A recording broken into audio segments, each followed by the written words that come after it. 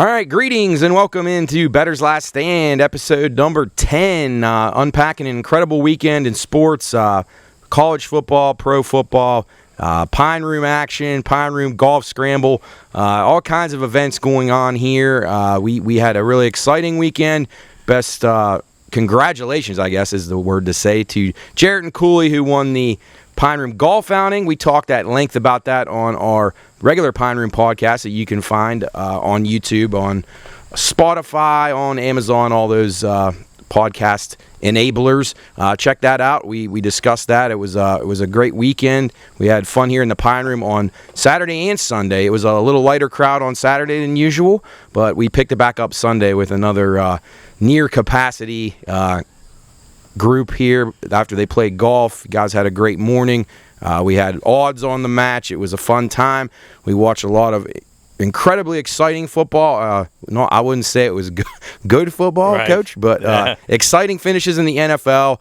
College kind of stuck, to plan. Most of the favorites got there. Maybe not quite covering, but a lot of money line favorites came in that day. Not a great card, but nonetheless a fun day, fun weekend.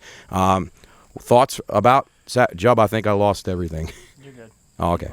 Okay. I'll cut it out. Thoughts about the weekend, Coach? Yeah, it was a great weekend. Once again, we want to thank Busch Light, Karen Bauer Distributing, 3-0. Aaron Ball and her group at Karen Bauer. Want to thank you guys for being such a big part of the Pine Room podcast and all we're trying to do. You guys are awesome. We're trying to help you out. At least I know I sure have done my part drinking Busch Light here the past 2 weekends. Boy, I've put a bunch of it down and I've enjoyed it. I'm a Bud Light drinker, but I've enjoyed the Busch Light, and actually I might make the official switch. But we want to thank them. They've been great. Appreciate it. Hope we can continue our relationship with them.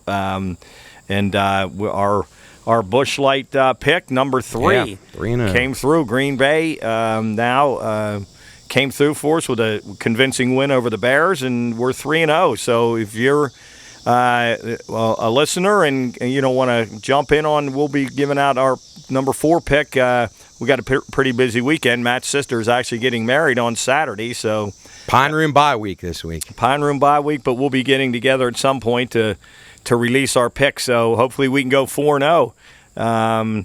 We're missing Luke tonight. He had another fall ball game, so he won't be with us tonight. We miss him when he's not here. He gives us a lot of great insight, especially the NFL. He's an NFL guru. So we miss Luke. Got Job back on the camera, running the board for us. Yeah, I'll fill in for Luke. Yeah, and I think we won't miss a beat. We're still trying to work out all our technical not issues, but just trying to make it better and better. So yeah. So in case you were looking for this 2 days ago, we changed our schedule a little bit to actually it's going to be better. It's going to make for a better show. Doing it on Mondays was great before the season started, but it's a struggle when you're having to deal with the aftermath of the Saturday and Sunday games. You got guys getting hurt. You have lines that aren't up yet. You have a lot of things that people are kind of waiting on. You haven't even gotten through Monday Night Football, so you got some games off the board. So we moved our tape day to Wednesday, so our release will usually be on Friday now. We'll have to adjust next week, Jubb, as we have Show of Hands downtown on Wednesday. We'll probably maybe either piggyback it with our Tuesday show or whatever we do, but we'll talk about that. You'll be able to keep up with it. When Jubb gets the stuff out, it always will give you the alert if you subscribe to us on Spotify or on YouTube. As soon as he puts the stuff up, you'll be alerted. So keep your eyes open for that. So if you were looking for Bettor's Last Stand earlier in the week, it's now out later in the week. It's actually going to make better for all of us as we have a little bit more content to give you that's actually accurate instead of a guessing game that we would normally play on Monday with, like I say, injury reports, schedules, all that kind of stuff. Well, we got Luke Duplaga coming up later in the show. His Generations parlay of the week. He split last week. He had BYU, who kind of ran into a buzzsaw there with Oregon, who played really well on Saturday. And his Penn State pick was great. That was a cigar smoker from the start. Penn State, the better team from start to finish there, Coach. Yeah, and he's 4-2 now. Anybody in the gambling world would take 4-2. That's for sure. You're up money, and he has actually been very good. So I'm sure he's anxious to call his picks in. And couple of side notes. I had some really, really wild baseball bets yesterday, which would have been on Tuesday. I had unbelievably, I've had the Yankees against the Pirates, and they went down 8-4 in the top of the ninth. The Pirates the Pirates made it 5-4, then made it 8-4. And bottom of the ninth, Aaron Judge came up and hit his 60th home run in the bottom of the ninth, and then they loaded the bases with no outs against that sturdy Pirate bullpen. They didn't get an out. Yeah, and then Giancarlo Stanton hit a walk-off grand slam with no outs. That game was crazy from a betting standpoint. I was kind of tracking it just to see. At one point, the Yankees were plus $16 to win that game to come back and win, and then they ended up being minus $14.50 at one point. That's unbelievable. Yeah. So I was on the right side there. I needed the Yankees because I would have really lost bad. Did you have the New York Mets who rallied as well last night? Did Champ not. was pumped. I did not, but I had the Dodgers in Game 1, and they were down 5-1 in the bottom of the eighth, and they scored 5 runs in the bottom of the eighth. Got Michael off the hook there to win 6-5. But then on the bad side of it, I had Arizona. I did as well. I had the Braves against Arizona minus 1.5 runs, and it was 3-1 going to the top of the ninth. Against the Nats? I'm sorry, against the Nats. Yeah. I know that was a tough one. Yeah, against the Nats. That was bad. Yeah, it was 3-1, and then the Nats. Braves just lost again to them. Yeah, I can't believe that. The Braves can't afford to lose those games to them. I mean, they're in a dogfight chasing with the Mets down. Yep. Yeah, and so they lost again today, and I almost bet the Braves today to come back and beat them, but thankfully I was out working doing some things and didn't get the bet in. So I'm probably going to go with the Yankees again tonight. I cannot see the Pirates bouncing back after that just horrific loss. See some heavy under action on that game tonight. So not that it'll help any of you guys, but maybe. Who is that? Severino against who's pitching? Honestly, I don't. Darn, I don't recall. I do not recall who's on the hill for the Pirates. Wonder why. I probably barely knows. Oh, he's starting. Jeez. Yeah, that'd be something. It's somebody probably. Now the kid that pitched yesterday for the Pirates is not bad. He's going to be a decent pitcher. Ortiz, I think his name is. He throws about 100 miles an hour, and his ball moves. He's going to be very good. Now, somebody will probably try to get him down the stretch. Yeah, they'll give him away for nothing. I would say somebody will try to get him because he is. Contreras tonight for the Pirates. Contreras against Severino. Pirates made other news as usual after the phone incident. They come back with the sunflower seed incident. That's unbelievable. National media is just crushing them. They think they're like a minor league outfit, which we know living around here because we get the local media market. How bad they are and how bad ownership is. Now I think the national media is starting to catch on.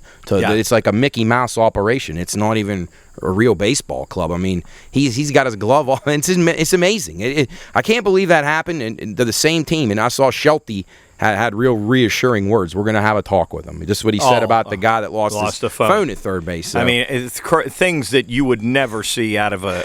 I wouldn't have seen that since when you coached Pinto, and maybe these guys were playing, and your third baseman's over there dicking around during a play at the right field or something. Digging in the dirt. Right. But that's the last time you see anything like that. Not major league. A lot of people on Twitter were defending him. I just wonder how. Well, they said there probably wasn't. He said he wasn't part of the play. Leave the kid alone. Well, as your dad will tell you, you can become part of the play quickly. Yeah, I mean, if the runner comes around and stumbles or decides he can't make it home, turns and goes back to third, nobody's at third base to cover the bag. Then I was watching last night, and as I speak of Ortiz being a good pitcher, there was a play at the plate.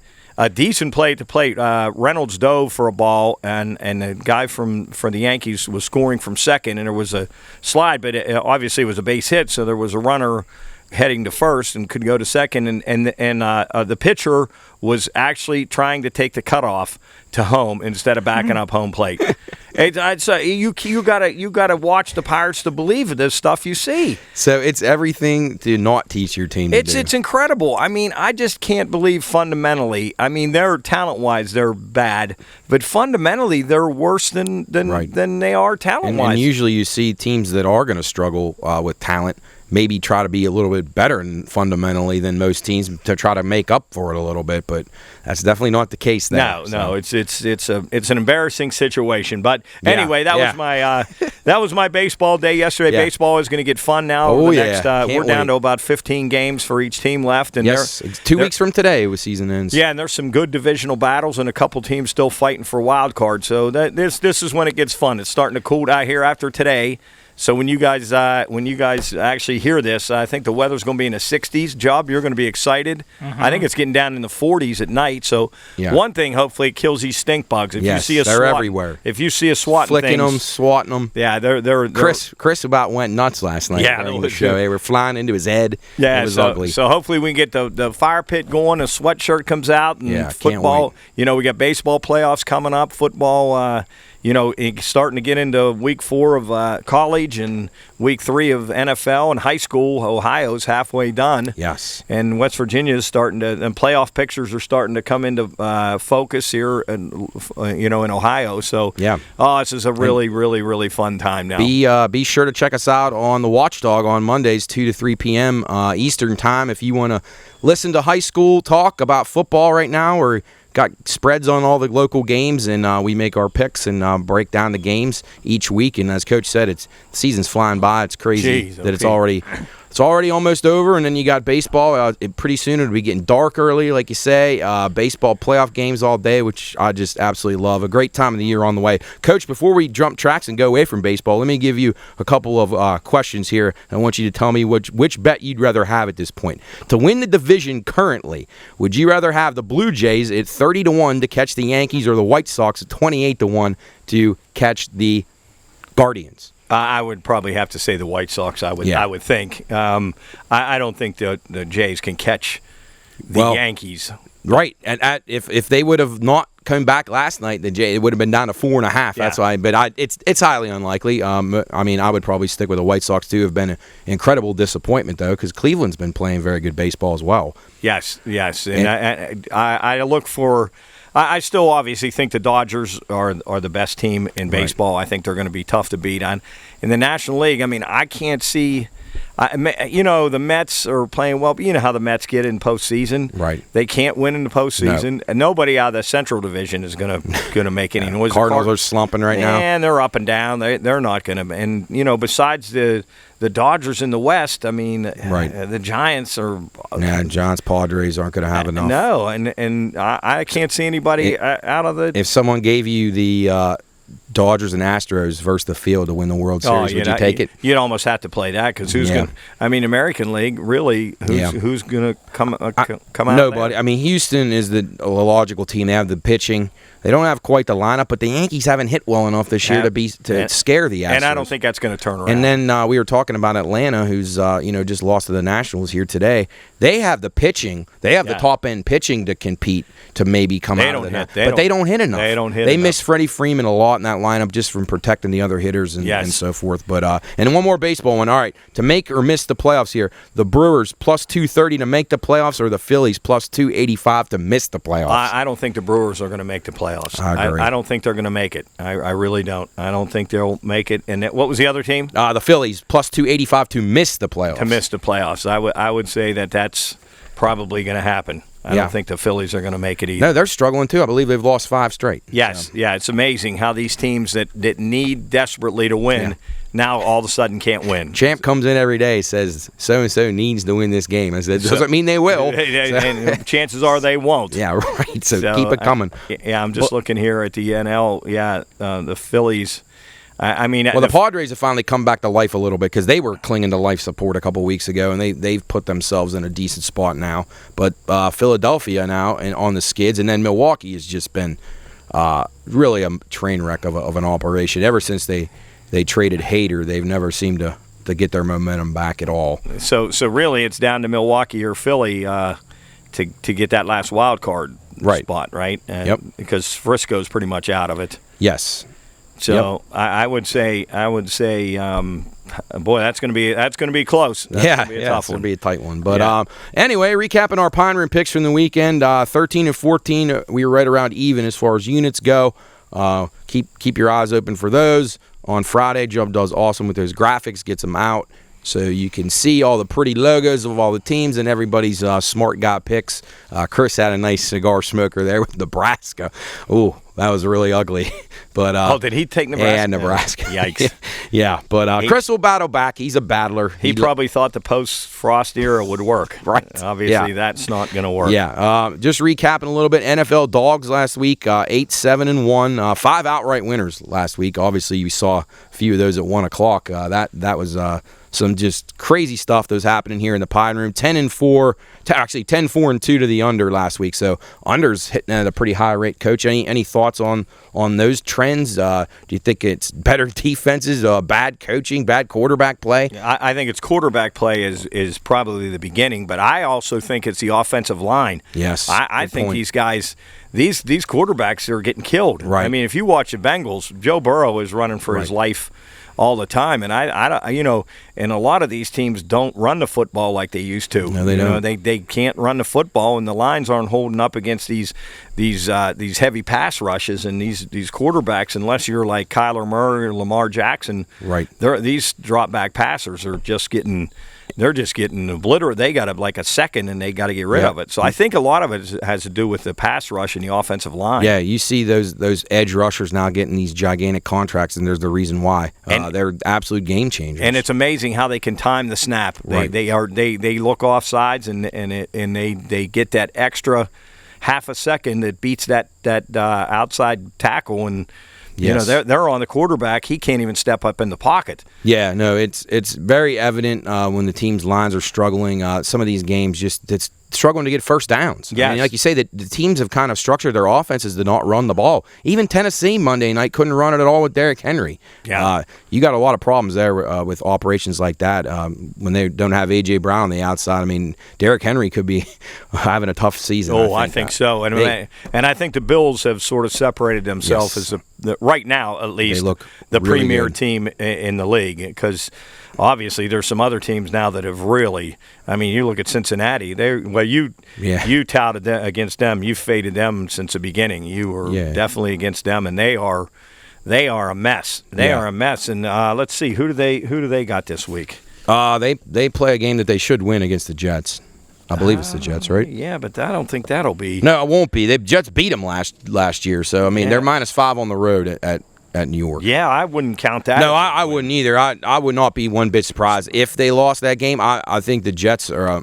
Then again, these guys are professionals. They got a huge, exciting win last week. Maybe they take a step back, but I don't know. Maybe the Jets carry momentum this week, and the Bengals are sputtering right now. They don't know what to say. Right. Burrow's pissed off at the media. Jamar Chase is crying, whining, just blaming everybody, blaming the coaches. Just interesting stuff coming out of Cincinnati, and everything went right for him last year. It was easy for him to cover up anything they had wrong, but it's not going great for him now. Recapping a few of our Pine Room preseason, actually Bettor's Last Stand preseason bets. Right now, my Titans under 9 wins is looking pretty strong, but the big story is Coach and Luke. If you piggyback them, we already have 2 winners cash, Coach. Yes. Your Kansas Jayhawks already over the total of 2.5 with their 3rd win on Saturday, and Luke's Vanderbilt Commodores come back and beat Northern Illinois to go to 3-1 and put little stars by them. Our first winners of the year. So well done. Listen, I said this on our show Monday. People got really upset about Mountaineers losing to Kansas, and they shouldn't have lost to Kansas at home. But I'm telling you right now, Kansas, and you listen to all the national media, Kansas is a much improved team. They are no longer a doormat. They are if they win, and that line has moved considerably as we talked before. If they can beat Duke, how about that? Those 2 teams 3-0. Yeah. People were upset that College Game Day wasn't there today. They thought it'd be, but I really believe if they can beat Duke, they play Iowa State at home next week. I think they'll take. I would say the game day will be in Manhattan. Well, I'll tell you what, it definitely will be if Iowa State beats Baylor this week because they host them. So we'll talk about that in a little bit here. An interesting game there where the unranked team is favored at home there against Baylor. So, Kansas is really good. They're up-and-coming program. Their coach is getting a lot of national recognition right now. Sadly for the Jayhawk fans, you and Nick, he won't be there next year. And they can score, man. Yes. They can get up and down the field. So they're fun to watch. That's going to be fun. That's a noon game against Duke. Both teams 3-0. Kansas now, as you just showed me, is a touchdown favorite. So now I don't know if they'll cover a touchdown. They're after a while, I'm sure they're going to get in a game here that's going to turn on them, but hopefully not this week, because I've sort of come to like the Jayhawks. So I hope they come through, go 4-0, and then going into the Big Ten schedule 4-0. So back to that one. I did get a winner. Luke got a winner. We got a couple others that I got to get my UCLA Bruins. Yeah, you dodged a bullet there with that one. I did. And they're 3-0. They should win this week. I think they've got. They play, I believe, Colorado. Yeah, they do. Colorado stinks. So I get to 4 there. I got Lauren the Bettor on the ropes, possibly. We got to get her back on the show. Yes. We're gonna. Yes. Once things settle down after this week with all the stuff we have going on, show hands, and our Ohio County tailgate coming up here next Friday night. Be sure and check us out down there at the Park in Morgantown football game. Should be a heck of a game, but both teams very strong this year. We have that going. We got a Halloween party in the works at River City coming up at the end of October. I know poor Jubb, he might get to sleep by the time Christmas comes, but it's a busy time right now. But exciting. This is the kind of time of the year when you get busy, but it's a good busy. And you're a little bit drained, but these sports keep you going, kind of, Coach. I think. Absolutely. Just having games throughout the day, coming up in baseball, I look forward to that. Thursday night card is good. And what's amazing is, we crank it up. We cranked it up here Saturday and Sunday, so. I'm cleaning up on Monday and trying to rest up, and here comes Tuesday. We had the show, high school show Monday, too. Yeah, we had a high school show, and then our podcast on Tuesday, and before you know it, here we are again on Wednesday, and we're talking already Thursday football. So it's like you put your head on a pillow, you wake up, and it's back at you again. I mean, and we'll be back, into week 4 of college, week 3 of the pros. So it's just amazing how fast the fall goes. You hate to see it go so quickly. It's so much fun. Yeah, agreed. And before you know it, we'll be into week 10, and the snow will be flying, and it'll be, where in the hell did the season go? So. Yeah, the holidays will be here. You got the World Cup coming up here too in the winter time, which is odd. Thanksgiving time is when that's starting. So I saw that. Just a lot of things this year packed into this time. We got President's Cup this weekend. Obviously, the United States a huge favorite there. Most likely, they're going to roll there. I don't know. Was there anything that you like? I know they were just drawing the first draw right now. I didn't see it. Yeah, I haven't seen it either. I'm looking right now. I don't even think they have the stuff up. Well, I did see the United States a huge favorite. Yes, monster favorite. Yeah, monster. Favorite. So that's a tough one to bet on. But keep an eye on if any of us if Mark or I like anything for the weekend. We'll be sure and have it on the Pine Room picks, and so we can keep up with that. But the United States expected to take care of business there at Quail Hollow. I'd say. I'd be shocked if they didn't. But you never know. Those things tend to, if one side gets momentum, it can change really quickly. But anyway, we're going to talk some college football after this break. We're going to be back with Luke Duplaga. We're going to jump into his parlay and run down the card here in Week 4. You're watching Bettor's Last Stand.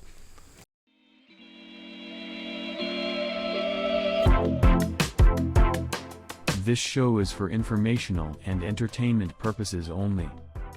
All wagering activity should only be conducted by those 21 years of age or older and within the confines of federal, state, and local law. If you or someone you know has a gambling problem, contact 1-800-GAMBLER, 1-800-426-2537.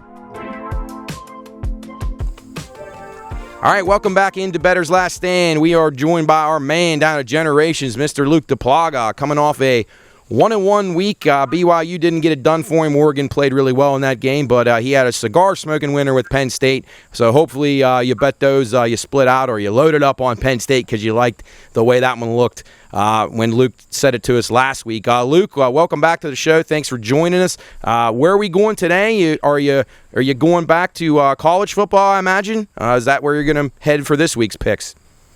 Yeah, I'm going to stick with college this week. I'll get a little bit of pro action next week. I'm going to go up with the team up north, right across the border, for a -17. Jim Harbaugh and his crew going against Terrapins of Maryland. I like that pick a lot.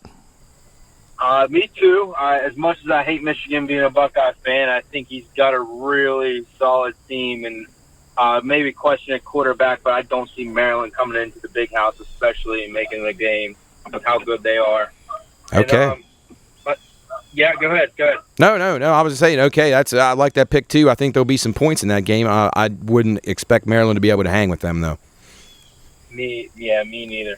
And I'm going to go with Tennessee. I mean, Florida's getting plus 10.5 against Tennessee. Yeah. I mean, is that right?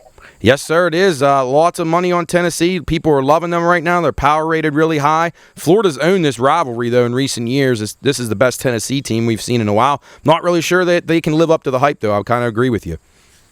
Yeah, I think Florida already kind of got their upset loss versus Kentucky. I mean, Florida's still a pretty solid team. I think that's a little bit too much they're getting, so I'm going to take Florida plus 10.5. I think that comes more of like a close game towards the end. I'm not going to say Florida's going to win, but I don't think that's more than one possession game. You know what I'm saying? Yes, I agree. I think there's a lot of people. Tennessee's one of the polarizing teams in college football this year. People love them or they hate them. I'm kind of in the middle on it. I'm not really sure how good they are. They haven't played anybody good yet. Florida's a little bit more battle tested, as you said. Kentucky, then they had that game with Utah. So I feel like you can never discount Florida's athletes. So I think that should be a great game. Looking forward to it, and I would expect that to be less than a touchdown, definitely.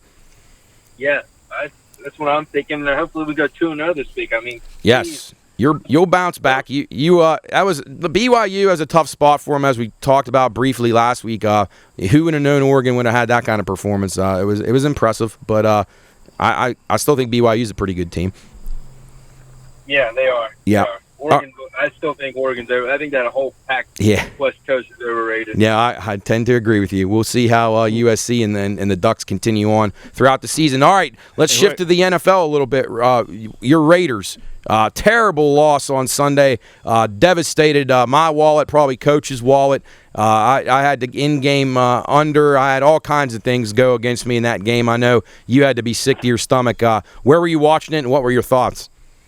Well, here's the thing, all right? So we don't have the ticket at the house anymore. So my dad, we kind of don't want. We try not to watch the games together. I try not to watch on him because he thinks he's always right. He's seen the greatness of the Raiders and his opinion about Derek Carr, and I try to just keep believing.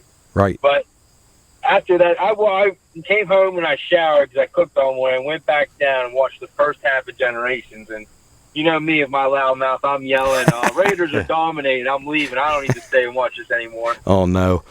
I made a statement when I left to all the regulars. And get home, and the Raiders are just, what's going on? Okay, we're still up. We're still up 2 possessions. Going to fourth quarter, 23-7, all right?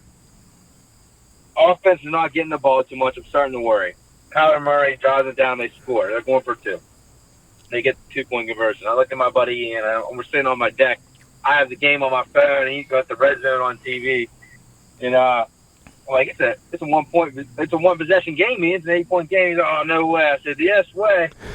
Raiders offense goes 4 times in the second half, and I'm thinking, $100 and some million again to Derek Carr, and he can't even get the ball down the field. Incredible. And I don't even think it's Josh McDaniels. I mean, a lot of the fan base from the Board's Eye, Twitters and all that, they're ripping McDaniels, blah, blah, blah, Denver all over again. We got Josh Jacobs in the backfield, and we're not even running the ball. Yeah. Right. We got Derek Carr throwing a dink and dunk to Renfro twice in a row. You got Ross Moreau wide open. You had Devontae Adams right in the middle of the field, and you threw it behind him. You can't blame these coaches. Are 2 games in. Yes. I mean, that's just a joke. And I think it lights up a fire up Derek Carr's ass. It's either shit or get off the pot, We're either going to win some games. Our fan base is expecting 1 playoff win this year. If he can't get us a playoff win this year, he's in trouble. And I'm saying big trouble. They better go in the draft and really try to find a young stud or free agency like Marcus Mariota and make him work hard again. Yeah. Well, this week you head to Tennessee. They've struggled as well. Beaten down pretty good. Yeah, no, I know. That's a tough game for both teams. Both teams need it just so bad right now. The loser of this game is really, really up against it to make the playoffs, and you, especially in your division. Tennessee at least has a not quite as good in the AFC South, but we can't settle for anything less than 11-6 in that division. Right. Yeah. Absolutely. Well, we wish you the best of luck, man. That's going to be a tough one. Already, the line's moving in your favor. Right now it opened at pick, and now it's you guys -2 on the road. So people are backing you, so that's good. Hopefully some of that smart money knows what's going on, and you can get in the win column. I know Jubb's still depressed about the loss as well. I think he's been down about it since Sunday, but hopefully you guys get it back going. Yeah, it's been tough. I left the house that night. I couldn't stand my dad's opinions. I left. Yeah. It's not that big of a deal. I said, it's not that big of a deal. I'm going to see one playoff. Yes, it's a big deal if they lose this week. So what's going on down at Generations this weekend? We got the Mountaineers playing tomorrow. Hopefully the Mountaineer faithful come out. This is an away game in Virginia Tech. That should be a pretty good game. That's a pick'em game, boys. And Thursday night football, the Steelers. I think it's going to be a pretty good crowd. We got a regular burger special. We'll come up with a main special tomorrow, but we also got the Pine Room Burger, still rocking it. People are ordering it still. We love it. Great. And it's doing very well. And we got to get out to show the hands for the Pine Room podcast. I'll be out there for you guys. Yes, thank you for everything you guys have done for us. Yeah, and maybe me and Enzio Frigaretti will have some few drinks with you guys that night. That sounds great. Hopefully we're toasting victory, Coach. Oh, man. All right, Luke. Well, we're going to recap your picks here. He comes into this weekend 4-2, hitting at 66%. A lot of people in the country would love to be betting at that. Better than Brad Powers. Absolutely. So riding on his 4-2 coattails, he throws out Michigan -17. As they take on the Terrapins of Maryland. And then his second pick, he's going with an underdog. He's going down to game day. He's going to go against game day. I'm going to be interested to see what head Lee Corso puts on. But Luke puts on the Florida Gator helmet, and he's going to take the Gators +10.5. So Michigan -17, Florida +10.5. See if he can go 2-0. Yeah, those are our Generations picks of the week, parlay of the week, however you want to play it. I recommend parlaying it and playing it single ways. So, Luke, thanks again for joining us. We love doing this with you. Best of luck this weekend to your teams, and people should come out and see you guys at Generations. Hopefully you guys have a great weekend of football starting tomorrow night with the Mountaineers and the Steelers and Browns game. So, thanks again for joining us. Thanks, guys. One more thing. I didn't see one Clearview Warwood guy at Bernie's Wing Night last night. Oh, my. We were doing the podcast, that's why. Oh, yeah. Hey, I'm still trying to sober up from the weekend, Luke. These weekends are killing me. Jesus Christ. If I do 17 more weekends of this, you guys are going to see me in a drunk tank somewhere. So, yeah, well, I didn't even know you were coming up. You should have let us know or stopped over to the podcast. So we'll get together and drink some beers here soon. Yes. Have a good night, guys. All right, Luke. Thanks. See you. Good. All right, that was Luke Duplaga with his Generations parlay of the week. Coach, I think his picks are pretty good, too. Pretty good games, too, on the docket. Probably bad news for him. I like both of those, to be honest with you. I had both those starred, actually. I really like Michigan this week. I think Michigan is going to just hammer Maryland this week. Yes. And I agree. I think I'm just a wait and see on Tennessee. I think that's too many points. Too many points, though. You have to take the points. If you're getting over 10.5 in that game, I think you jump all over it.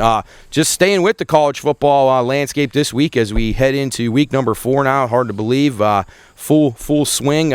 Anything standing out at noon, Coach? I know, obviously, the Jayhawk game, a big one on our radar. I want to back up to let's start with Thursday. Thursday, we're not even going to make it on the show, so we can give our opinion. But and then when it comes out, they're going to see that we were all over the Mountaineers. But they can go back and listen to our podcasts earlier, our Bettor's Last Stand, where we were all over them. At least, some of us love the Mountaineers in this game way back. So yeah, but when it comes out, you're going to see that I did like the Mountaineers, even though that line has moved against them a little bit. I still think, and you've faded Virginia Tech all year, so yes, I like the Mountaineers, and when this comes out, I know the Mountaineers. I really like the Mountaineers. I'm gonna lay something on those. Yep. I will be on them as well. I expect a nice win. I'll be looking at alternate spreads on that, -3 or 4 or more in that game. Anything Friday night stick out? There is one that sticks out to me, and it's Nevada and Air Force. Coming off just a miserable loss to a really bad Wyoming team. But interesting stat about this game. I did some research on this. This total is 47. Now, neither one of these teams is scoring like they have in the past, but the average total over the last 6 years is 78 points between these two teams. So fireworks. Now, obviously, they're a much different team, but I still think that there'll be some points scored in this game. Mm-hmm. I like this game over the total. Okay. So if it stays at 47, I'm gonna bet that. I'm going to bet that over the total. Yep, I agree. Weather pending, that's a little low for a college game, and like you say, Air Force has got to be looking for a get well spot. Boy, here I'll to say, try- geez, Pete. try After to that, I lost. I lost on that one, man. I did too. I watched Wyoming early, and they were awful. And Air Force was playing well, putting up massive We actually points. had somebody lay $20K on the money line, and that was a Force? tough one to swallow. Yeah, Air Force, against Hampshire. Wyoming. Unless he had a lot of money, he didn't sleep very well. Yeah, I'm sure he had a little bit more money than most people, but still, that hurts no matter what. But moving on to Saturday's card, obviously the game we just talked about, Maryland and Michigan. Coach and I both leaning Wolverines there. Our relatives, the Greasers, will be around the area on Saturday. We'll see them at my sister's wedding. They're a huge Michigan fan, so hopefully they'll be celebrating a victory that night as well. Jayhawks host the Blue Devils, Coach. So are you feeling good about this game? Do you think this is a field goal game, or do you think Kansas takes care of business pretty good here? Well, I mean, Kansas has been pretty impressive. Yes, they have. Beating the Mountaineers and just rolling last week. I like Kansas much improved, and you've talked about their coach all year, and probably one of the most improved teams in the country. But Duke, they're 3-0. I'm not saying they're any good, but I think this will be a battle. But I still like Kansas to cover that spot, and I'm gonna bet my Jayhawks again, and hopefully go 4-0, and then I'd love to see game day be in Manhattan. What do you next expect as far as the total in that game? It's raised up a lot. I think there'll be a ton of points. It opened at 60.5. It's up to what now? 66 as of this morning. So that's boy. I'm going to play that game over the total too. I like that. I like a ton of points in that game. Another big game at noon. Baylor visits Iowa State. I'm a big Baylor backer. I am not an Iowa State guy, so I'm going to be in the contrarian on this right now. Iowa State opened a pick, now up to -3 at home here against Baylor. I will definitely be taking Baylor if I can get that field goal. I know that some of the smart money is showing on Iowa State right now, but I will be sticking with my Bears. Hopefully that thing gets up to 3.5. I'll gladly take that 3 in the hook in a game that I think will be pretty close. Thoughts on that one? Yeah, I like. I'm the same. I'm the same way as you. I think Baylor's the better team here. I'm surprised at the line movement. Yes, but I'm not going to get swayed off by the line movement. I'm going to still play Baylor catching that 3 points. Yes, absolutely. How about your Wake Forest Demon Deacons hosting Clemson, catching 7.5 here at home? I like them at home. Yeah. I like them at home getting 7.5. I think they'll cover that spread, and I think they'll give Clemson all they want. What do you make of the total? Clemson actually gave up some points last week, strangely, in a game where they were winning easily, but 56. Wake Forest, I imagine they're not going to be scared away. They're going to be trying to run up and down the field, thinking that Clemson's offense can't keep up with them if they can put some points on the board. I agree. I agree too on the point total. I think there'll be some points scored in that game. I think Wake will be able to throw the ball. Yep. They're going to have to, and I like them catching the points. I like them getting 7.5. So I'm going to take Wake. I think that's a sneaky good game. ACC doesn't get a whole lot of love, and they don't have a whole lot of marquee games these days. But I would say that one probably for this point of the season, with Hartman being healthy and back at it for Wake Forest, I think that will that showdown should be pretty interesting. That's pretty much the best games of the early card. Well, I do have one I like. Okay. I like Auburn against Missouri. I think Missouri's not very good at all. Okay. Auburn obviously got taken behind a woodshed last week. I actually, to be honest with you, I liked Auburn in that game, and I was way off on that game. I thought that at home, I thought they would represent much better than they did. But Penn State went in and played really, really well. Yeah, they did. And I think Auburn bounces back. Missouri's lost 7 straight SEC home openers. So I like Auburn to go in there and take care of business, or at home take care of business against Missouri. I really do. Yeah, not very often Auburn will lose twice at home in back-to-back weeks. So, yeah, I would assume this will be a good spot for them to dominate a lesser Missouri side here. I agree with you there. Moving on to the 2 o'clock hour, your Bruins go to Colorado. Any thoughts on that game? Yeah, well, I think they roll it pretty easily. Yeah, Colorado's not good, but UCLA on the road, I don't know. That's a lot of points. Yeah. I think that's a lot of points. If I were going to play that game, I'd probably take Colorado getting a 21.5. Moving down to maybe I guess it is the marquee game of the day, Florida, Tennessee. We already talked about that a little bit there with Luke's picks. We both kind of are leaning Florida there. If he can get the 10 in the hook, I would be jumping on that.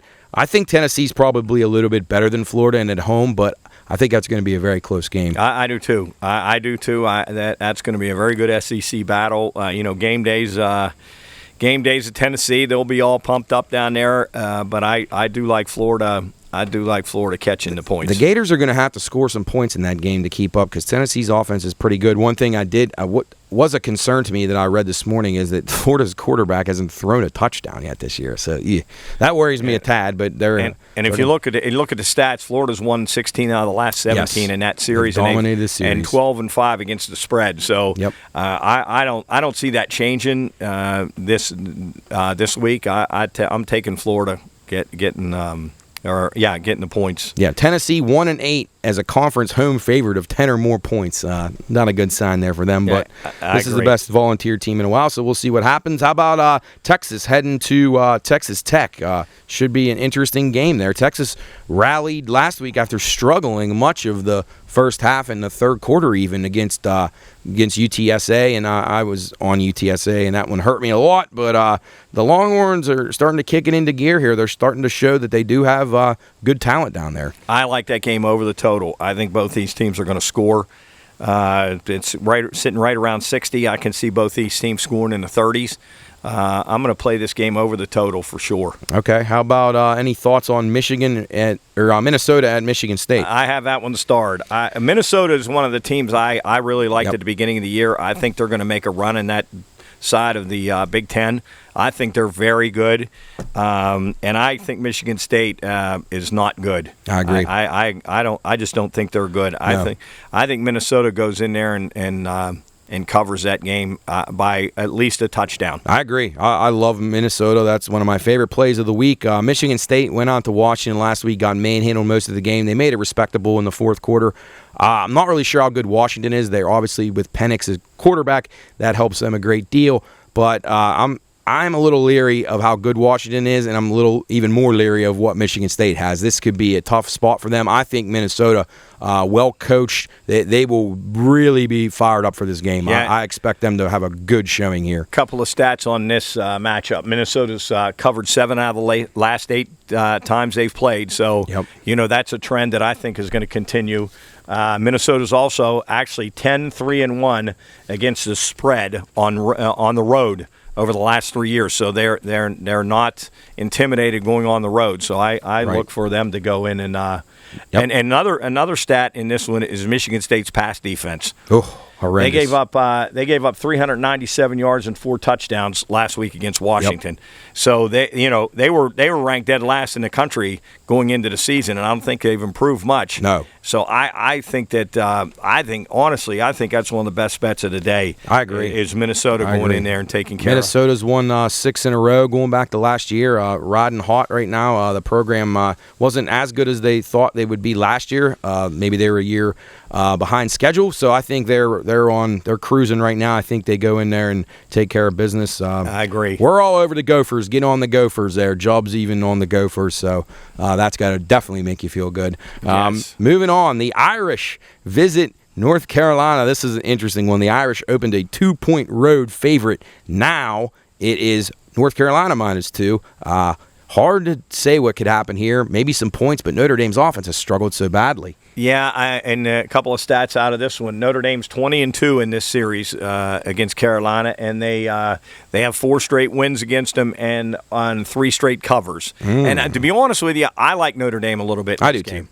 I think defensively they're better than North Carolina. Totally agree. Now offensively, I thought they'd look just awful against Cal. I thought they looked awful, and I think Drew Pine, is that his first name, Drew? Yeah, I believe, yeah. Yeah, I thought he was. I did not think he was good at all, and I'm shocked at how inefficient Notre Dame is. Everybody's touting them number 5 in the country, and man, I can see them losing 2 or 3 more games easily. But they absolutely need to win this game. They need to go to Carolina and win this game. Yeah, totally agree. I'm not sure how good North Carolina is. I was down on them at the beginning of the season. I'll be on the Irish here. Hopefully they can go on the road and get a nice victory. Moving on to the 3:30 hour. Game that sticks out to me, Oregon. How are they going to perform heading to Washington State after a huge win at home? They're laying 6.5 on the road. Tough place to play, Pullman. I don't really know how good Washington State is, but this could be a tricky spot for Oregon, Coach. I think Washington State's better than they have been. I think that's going to be a very, very difficult. As you say, Oregon coming off that huge win. I think they'll have their hands full with Washington State. Yeah. I'm not saying that Washington State's going to beat them, but I think they're going to keep this game close. Yeah. And I think it could come down to the end, and I think Washington State will cover the 6.5. Keep an eye on that. Money was showing on Oregon today. That might go to 7. If you see the 7 out there, you might want to jump on that. That'd be a good number to get. Obviously, if you get 7.5, it'd be even better. Speaking of another team coming off of probably a good performance for them on the road. California played Notre Dame toe-to-toe, but again, we know Notre Dame has struggled. Cal will host Arizona this week. A lot of people have been hot on Arizona. They were a team expected to be terrible. Yes. Playing pretty good football right now. Money showing on the over here. The line's moving towards Arizona. Any thoughts on this one? Yeah, I'm. Boy, that's a tough one too, because I did not think Arizona was going to be very good. But I watched that game against Notre Dame, Cal, and I didn't think Cal looked good at all. No. Cal had a lot of chances to win that game. Cal should have beaten Notre Dame because Notre Dame did not play well. Yep. They couldn't make any plays on offense either. At the end. No, they couldn't. No, I think Washington. Arizona covers in this game. Yeah. I could think they could potentially win this game. So I agree. Arizona could be dangerous. They're a team to keep an eye on. They in a Pac-12, if you're not certain of who's going to be good or bad, you may want to take a look at Arizona to make the Pac-12 championship or something. They're a team that not a lot of people knew about what they were bringing in. Just a lot of unknowns, and they've played really well so far. Yeah. Anything else in that late afternoon? Nothing else that stands out to me a lot. I know our North Texas Mean Green, man. Yeah. They're really struggling. They can't defensively. Tough schedule this last few weeks. Tough schedule. Another tough one. Another tough matchup this week. They have to go to Memphis, and they defensively they just not been able to stop anybody. No. So money showing on the over in this game. Yeah, I thought North Texas would play a lot of games under the total, but I think I think defensively they're really going to struggle. But I think there'll be some points in this game. Yeah. I'm gonna play that over the total. Another game getting some action toward the over is the Indiana-Cincinnati game. Cincinnati now up to a 17-point favorite. The total opened at 54, now up to 57.5. These two teams played last year. Indiana gave them quite a scare and ended up not being very good. I would imagine Cincinnati will take care of business in this game. Yeah, I agree, and I do like the over in this game, too. I'm with you on that one. Lots of good overs, maybe. Yes. Moving on to a game that intrigues me at 7 o'clock, Northern Illinois off of a, I don't want to say disaster, but they had a comfortable lead, and they blew it, and they lost the game handily. Now they go to Kentucky. Kentucky, a team that I'm very high on, spread now 25.5, open to 24. I'm not sure Northern Illinois will be able to move the ball much on Kentucky here. This could be an under for me. You like that game under? I do. I think Kentucky's defense is really good, and I think Northern Illinois will struggle to move it. So I would lean towards the under more so than Kentucky. I think a convincing win for Kentucky, though. Okay. Yep. Iowa Rutgers. Anything on that one, Coach? Well, Iowa heads on the road laying 7.5. Now, how can they be doing that? And once again, look at that total. Yes, 36. 34. Well, now it's down to 34.5. I mean, that's unheard of. In that's low for an NFL game. That's unheard of. But how can you bet? You bet the over in the game? I mean, I'll be on Rutgers if we can get 7.5. You almost can't bet the under there. You almost have to stay away from it because if there's a defensive score, one big play blows it up. Special team score, and a couple scores early, a kick return. So you really can't bet at 34 under the total. But I don't know. You say you like Rutgers? I like Rutgers. If you can get 7.5, I would take it. I just think Iowa. How can you be dependent on a team to cover 7.5 when they've only scored one touchdown all year? Right. I'll be on the Scarlet Knights there. They play well at home. Well coached team. The under's tricky, though, man. It looks like a dead under, but no, like Coach said, one big play, and that blows that up quickly. You're done. You can't trust it. Big game, 7 o'clock Eastern time. Arkansas visits Texas A&M. I like this game under a lot. A&M showed me nothing offensively last week. My team, Miami, just continued to make mistakes. They outgained Texas A&M. They really dominated the game that they just couldn't convert. They had too many mistakes. Any thoughts on this one? Arkansas is not bad. Now, this was played at AT&T Stadium, right? Yes, it is. Yes, It's not going to be at Kyle Field. So, right, so there is no home field advantage. And Arkansas's lost the last 9 meetings entering last year, but I think Arkansas upset them last year, right? I believe they did, yes. Yeah, Arkansas upset A&M last year. 20-14 they beat them. Yeah, so I don't know. That's a tough one. I'm not, and I don't know what you said about A&M. I'm not sold on A&M. Yeah, you faded A&M. Not a fan at all. Yeah, all year. And I'm with you on the under. I like this game under. Actually, like that game under a lot. Yes, so do I, definitely. On down the card here, Vanderbilt at Alabama. I imagine this will be a Bama first quarter, Bama first half bet for just about everybody in the country as they host the Commodores. Any thoughts on that one, or is that just a Bama just names the score? I mean, once again, it's Bama. You know, we'll all be sitting around just waiting for Bama to go up 28-0 in the first half, like we were last week. So, Luke got his Vanderbilt Commodores over the total already, so he's not even worried. Don't even worry about the game. Yeah. What about Wisconsin at Ohio State? I mean, I can't see Wisconsin playing with them. I just can't see it happening. I don't see any way Wisconsin stays with Ohio State. I bet against Ohio State last week. Not too explosive. Not bad against them. But I think they had Ohio. Did they have Toledo? Toledo, yeah.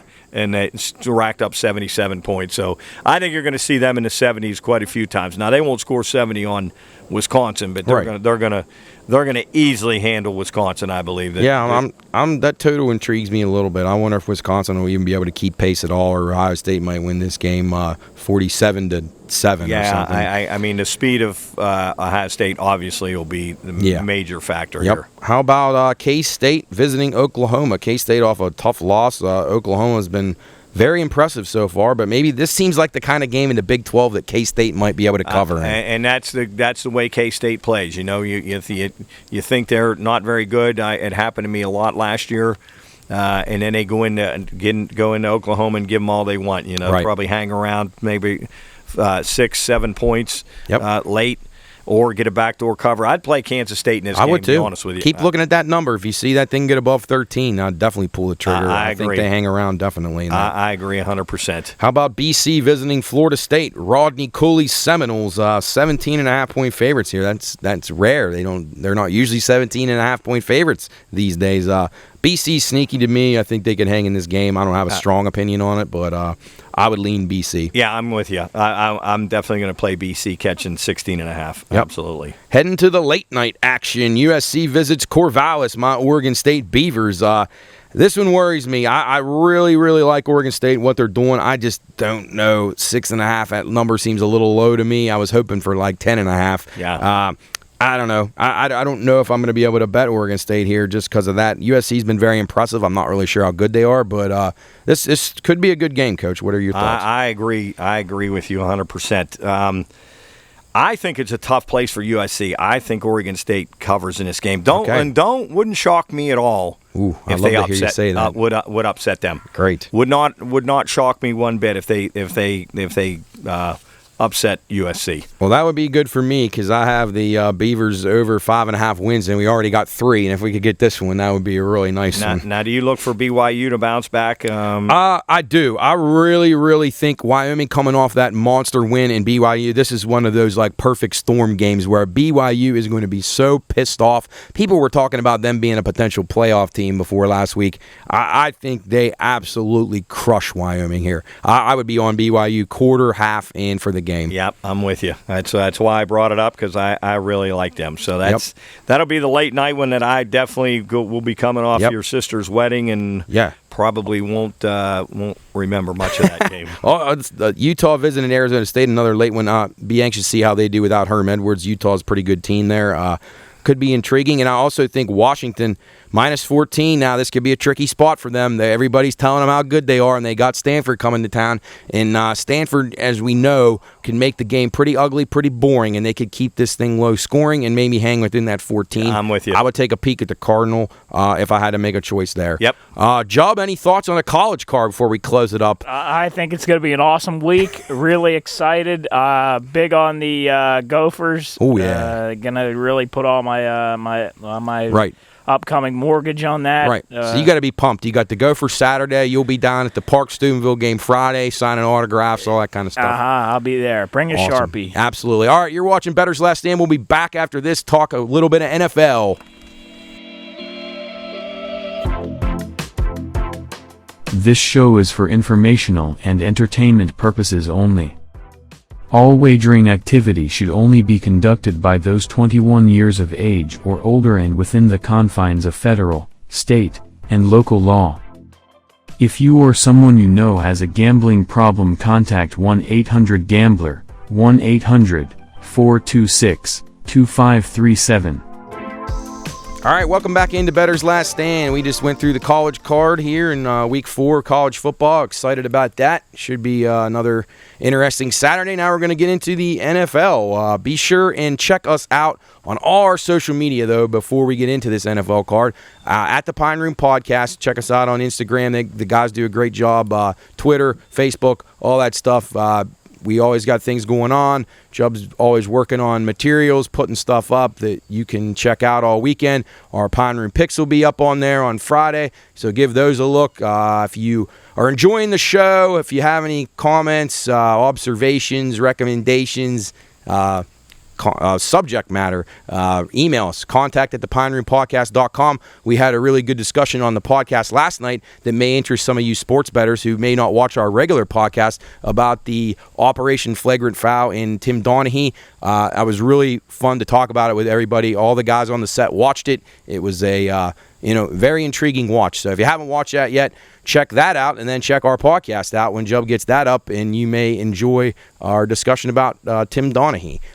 Good stuff. Even for people that don't like sports like I do, I hate sports, but it was just interesting. It's a good documentary. Yes. So even if you don't like sports. Now, I was glad to get your opinion on it because I know you wouldn't have been a guy that was following that stuff, but it's nice to get an outside view, and you get the same kind of takeaways that most of us get. The only thing it made me do is hate the NBA and the NFL even more.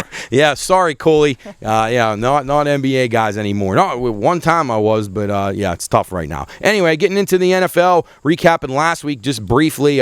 Giant week for sports books. A lot of those big dogs that came in late with the Ravens going down to the Dolphins late, the Browns losing to the Jets.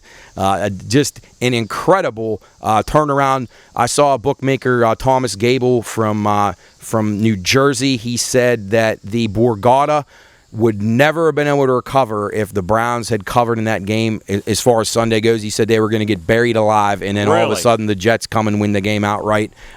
He was staring down no matter how good he did in the afternoon hour. He could never have recouped that. And sure enough, that's when it strikes. The Jets come back and win the game outright, bust up all the parlays, bust up all the teasers. Incredible stuff. Then the Cardinals got there late in the day against the Raiders. The Raiders got up to about a 5-point favorite in that game, so lots of money on them. So those were giant wins for the sports books. One thing that's been noticed here early on, late line movement. In the last 2 weeks, it has shown you who's winning these games, strangely enough. So keep an eye on that. And one team especially, somebody must be getting some pretty good info on the Minnesota Vikings. Week 1, the line moved incredibly in their favor, and they slaughtered the Packers pretty much from start to finish. And then yesterday, Coach, when we were down in the studio talking high school, we all liked the Vikings. I liked the Vikings. I was going to go home and bet the Vikings, but then I saw that number continuing to move up at books with the Eagles. I stayed away from that game, bet it over. But Minnesota's a team, the late money, one way or another on them. Keep an eye on that, and wow. All the teams. Just keep an eye out. A couple hours before kickoff on these games, look and see where these numbers are moving. They have dictated who's going to win these games. That may not continue. That could just be coincidence. But early on, some sharp people are on the right side here. So keep an eye on that as we get into week number 3. Not much to talk about Steelers-Browns because this will be out after that. But you got thoughts on that game, Coach? Boy, that's two teams that are desperate for a win.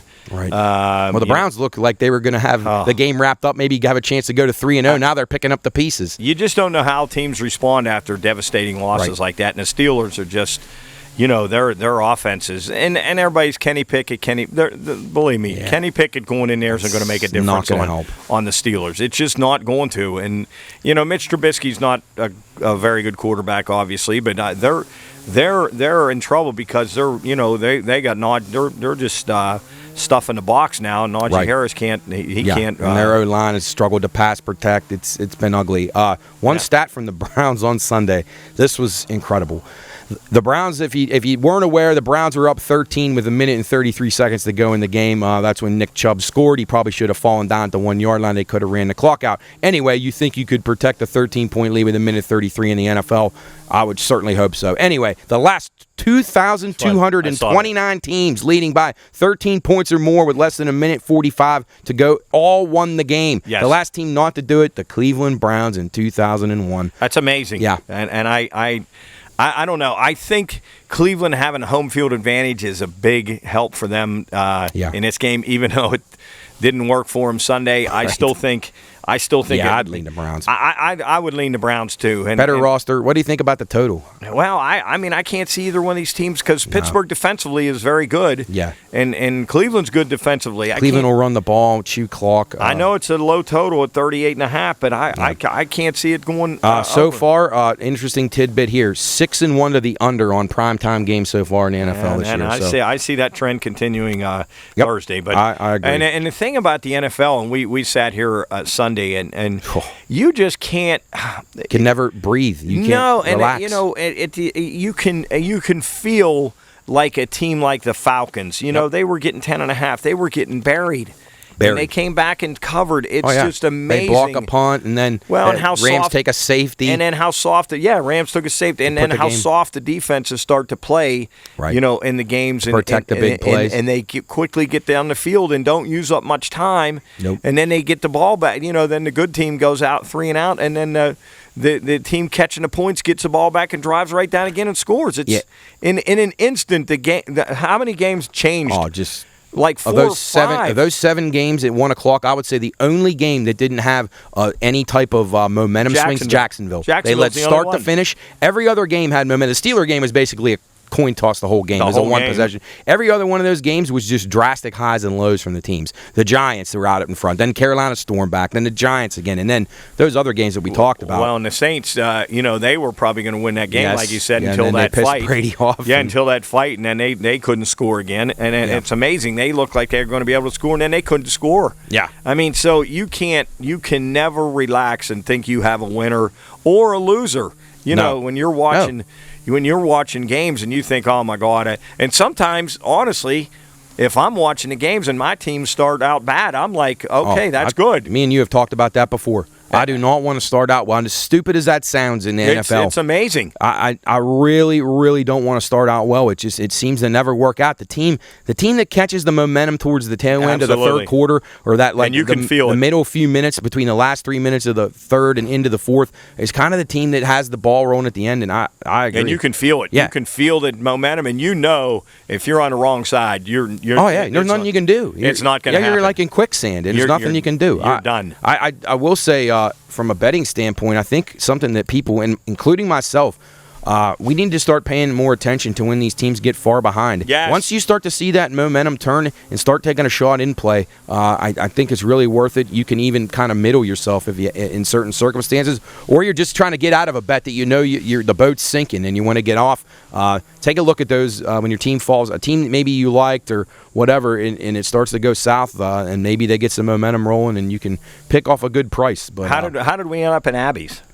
We had 5 losses. We did pretty well. So we were what is it? Was that 10-5? Yeah, 15 games. Yeah, we had a good. Because Thursday didn't count. 10-5. It was a solid week. Well, 10-5 because you got to look. Probably everybody had the Browns, so that's probably everybody's going to lose that one. And then there was another one on there that I think probably probably We was. We have a Well, we got some landscaping guy going running on up a here. weed eater here as we're. He doesn't want to have to do it during the games on Saturday, so he's getting it done today. So that's- I like the way he's thinking. Rains are coming in as well, so. Yeah, it's incredible. But so I think everybody lost a couple that they. We had a couple good picks. We had Jags, we had Dallas, a couple of ones that probably people didn't go with. Carolina hurt us. That one hurt us. That one was one. Yeah, the other ones Baltimore, Cleveland. I mean, you got to figure most people picked them. Although I'm sure some Dolphins took some too. Yeah. But, so I'm moving on. On to the 1 o'clock hour. What stands out at you? Anything? The Vikings, I think, are an interesting spot here. Lions coming off of a win that kind of even got hairy, though, in that game as well. Remember, the Skins made a big charge there. They had the Lions on the ropes a little bit, and the Lions were able to hold them off. But I think the Lions could be in a bit of trouble here going on the road to Minnesota. I think Minnesota is going to be ticked off. And with the Lions' defense, it's not going to be like the Philly corners shutting down Jefferson on Monday night. I really think a big performance here from the Vikings. I have Minnesota starred in that game, too. Yeah. I think Minnesota takes care of business there pretty handily. Yes. I agree. Totally agree with that one. Vegas at the Titans. This is one we talked about briefly with Luke. I'm staying away from this game. I couldn't pick these two teams. So many bad signs from both of them, and that's just a stay-away spot for me. Yeah, I agree. After that ass-whipping that Tennessee took on Monday night, and they just looked awful. Yes. And like you said, Derrick Henry, I'd say if you got him in fantasy, man, you got to be yeah. Well, you know why he's doing it. I drafted him this year. First time I've had him, and he's not. He's going to be be up against it, I think. You got to be like, oh, boy, I'm in trouble. And it's I'm with you. I don't love anything in that game. I might play the under in that game a little bit, 45.5, maybe the it's under. dropped already 3 points. But 48. Yes, so I might play the under a little bit. Wait and see on that one. Nothing really strong from either one of us on that. Next game, Houston at Chicago.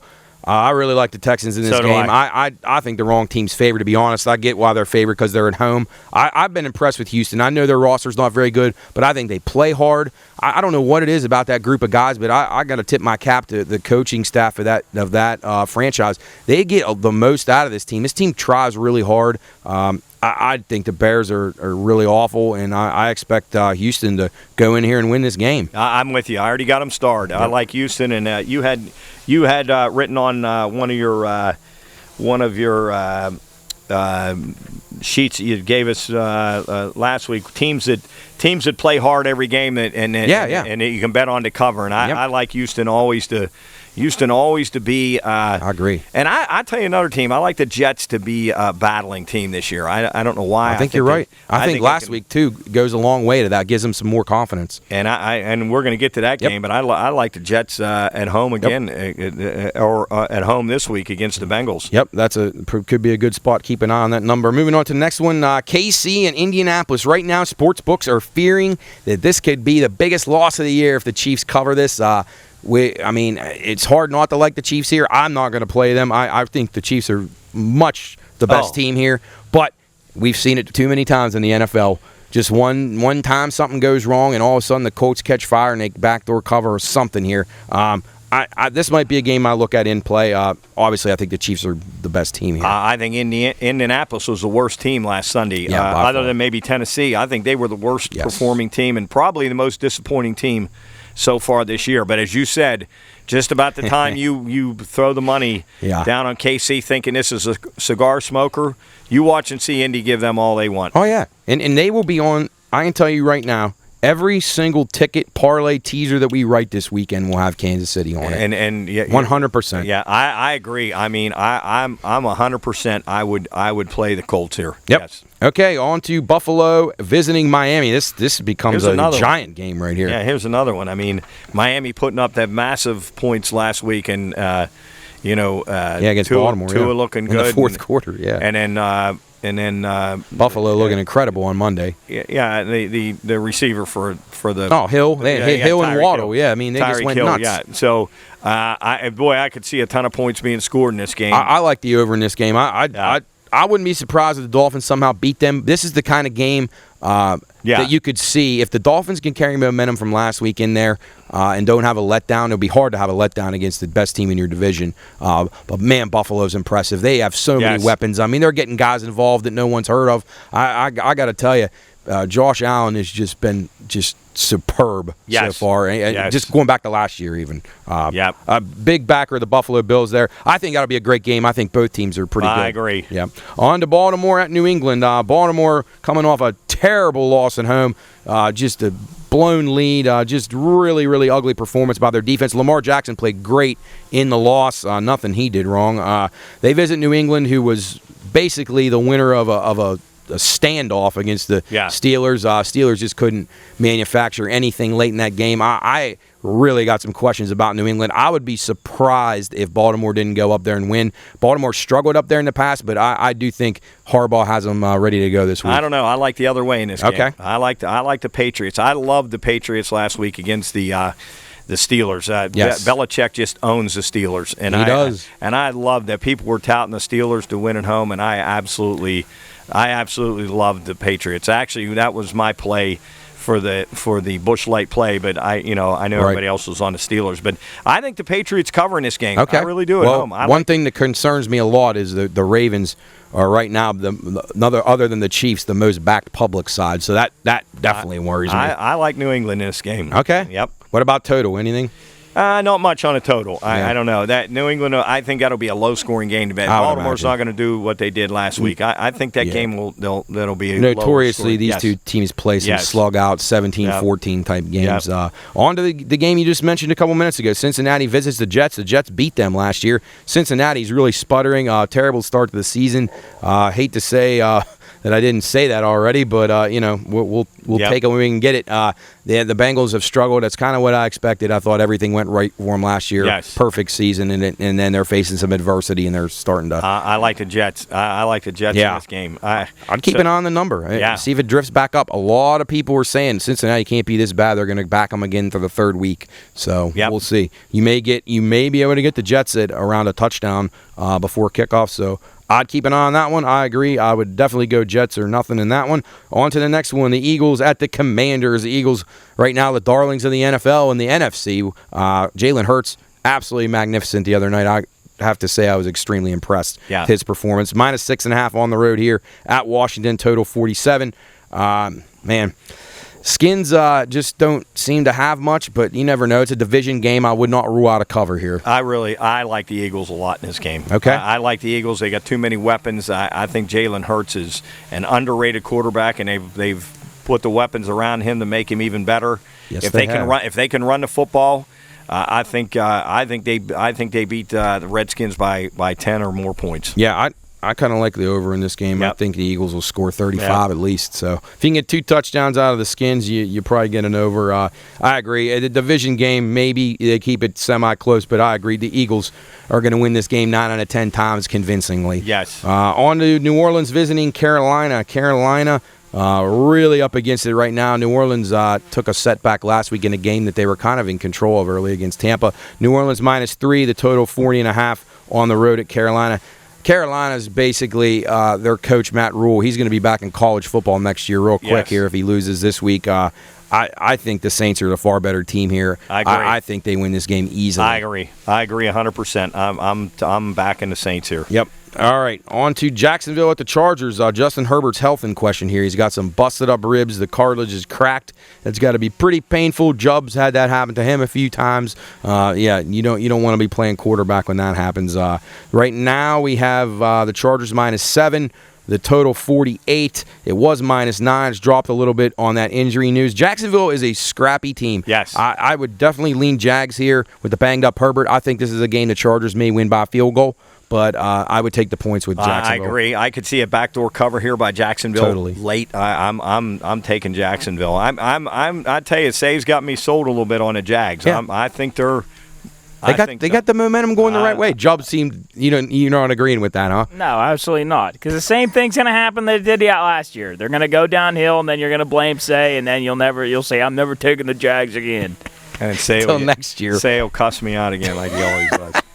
All right, on to Coach, the Falcons, a team you thought also is scrappy. I agree. They've been playing pretty well. They visit the Seahawks. Seahawks -2, 42 the total there. The Seahawks have really sputtered on offense since Geno Smith got that upset win against the Broncos in Week 1.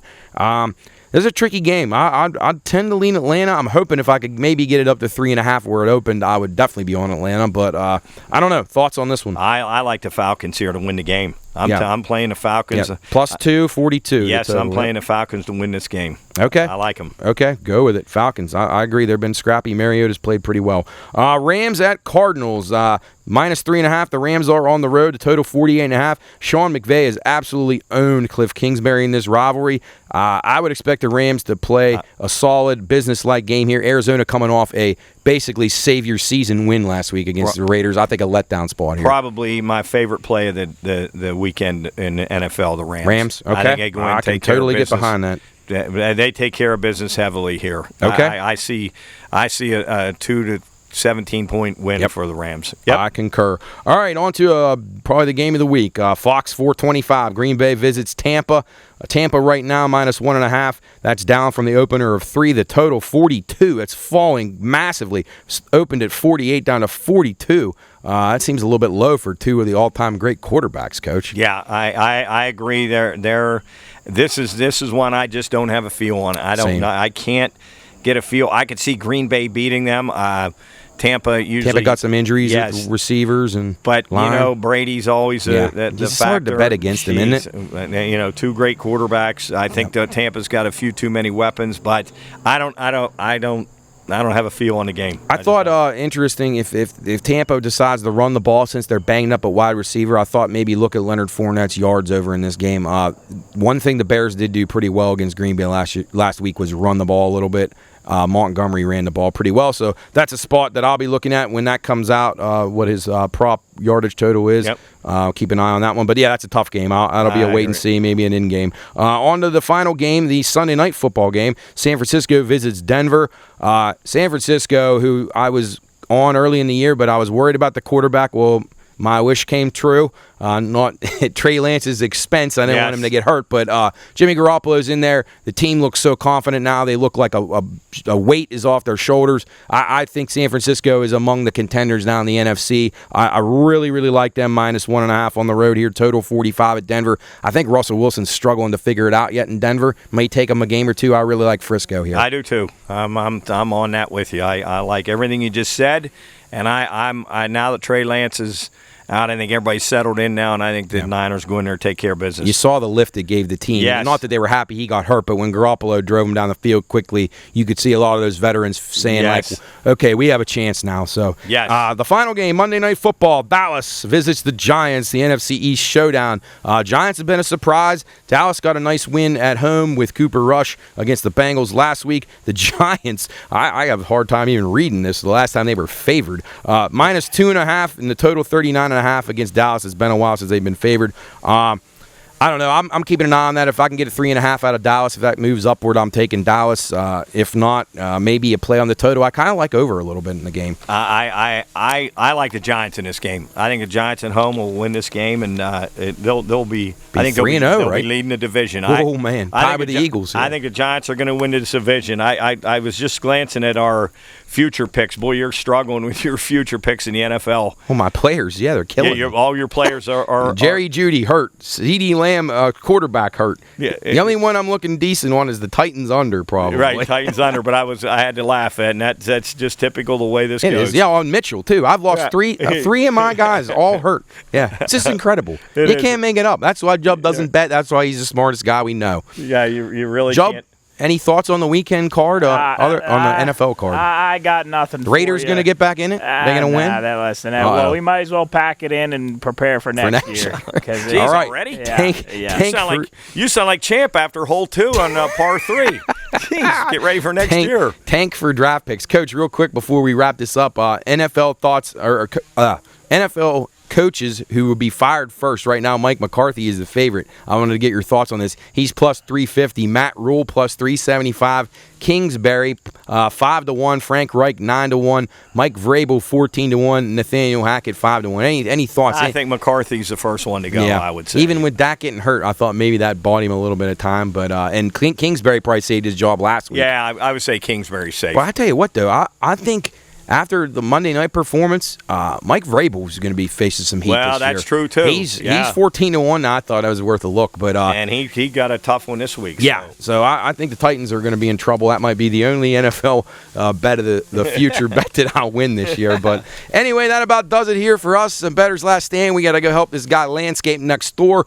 We got a busy week coming up. Show of hands on Wednesday, so be sure and come out and check us out down there. We have our Ohio County tailgate next Friday. All kinds of stuff going on with that. Be sure and check us out on social media at the Pine Room Podcast for all the details of the upcoming events here in the Pine Room.